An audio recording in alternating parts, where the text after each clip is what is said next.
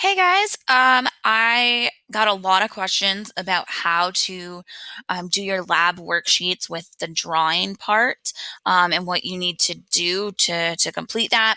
And there's more than one way to do it.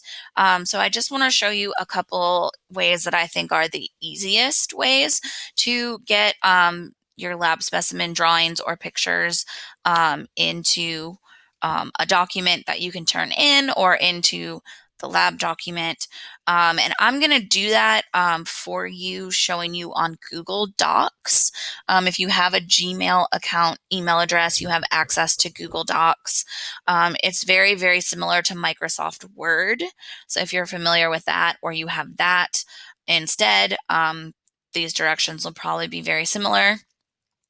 If you're someone who has a Mac, um, this will be very different for you. I used a Mac previously for many years, and quite truthfully, I think they are much easier to manipulate pictures into documents using a Mac than it is to use the Windows programming. But that being said, if you're having struggles as well, I don't have a Mac anymore, so I would have to find you a video. So you can bypass this video on the D2L and look at one for inserting pictures in Macs. Okay, so we're in a Google Doc, and the first thing I want to show you that you can do is just, copy an image and paste it. So I did a Google search. I found this image. Great. This image is awesome. So if I right click, then I can save the image if I want to do it that way, or I can just copy the image. You can also do the Control C function to do that. Then to put the image onto here, I would just click, right click or sorry, I'm used to doing this, so I just hit Control V to paste it, but you could also like right click with your mouse and then you could paste the image in there. Again, their shortcuts are Control C to copy, Control V to paste. The only thing, of course, is that you want to cite where you got this from. So if you're looking at your Google search, it's this website here that you would want to cite. Okay, so that is one option on how to get an image. Of course, with this, you'd want to then label it as what it is and where you got it from.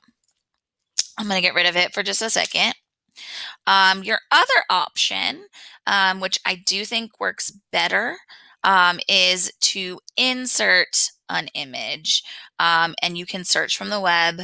You can search in your Drive or Photos if you have the URL, or if you have your camera on your computer, or uploading it. So upload it from your computer, and then there you go. It's now embedded into the document, not just pasted on. Sometimes when you paste it, the image will like disappear, and we don't want that to happen for your work.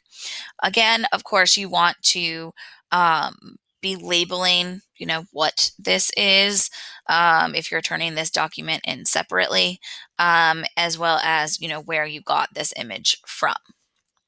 Okay, I'm going to get rid of it again.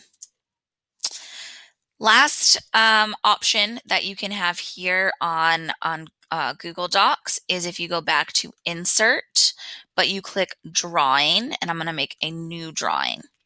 And I like this because it will allow you to actually draw what your specimen is, which I think is cool. And it also just makes things pretty easy. You can insert an image, but you'd have to upload it, take a shot, or find the URL, or search in your Google Drives. So if I wanted to upload that same green algae image, I could insert it here. And now the cool thing is that I can draw all over it. So I can insert a text box and, write like green alga. I can get an arrow if I want to point out something specific about it. So maybe I really want us to focus on that outside pellicle. So that's pretty cool. On top of that, I can just draw. Like if I don't want to worry about getting this image, if I go to my type of line and I go to scribble, then I can just draw it myself. So I'm not going to do an amazing job here. I already know, but there's some, um, I can draw it all by myself. That's great. And then the minute I click save and close, then it's inserted directly into my document. So that is one other really nice way that you can edit um, or add to a picture or draw the item yourself. Okay, this would require you then to save it. So you'd want to do file and you can download it as a PDF or a Word document.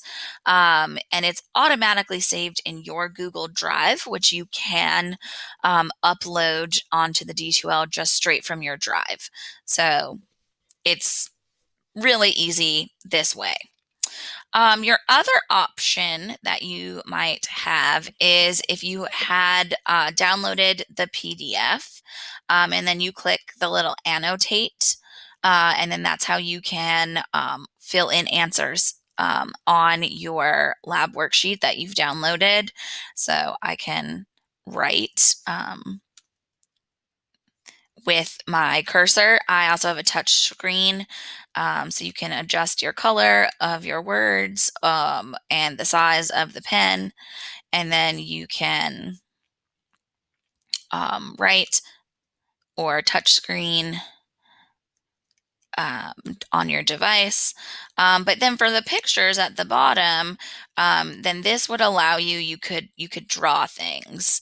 So you could draw whatever it is that it's asking you to draw, which is nice. Again, I do think there is some benefit in you drawing, not just finding the pictures, but I know that'll be different comfort levels for everyone.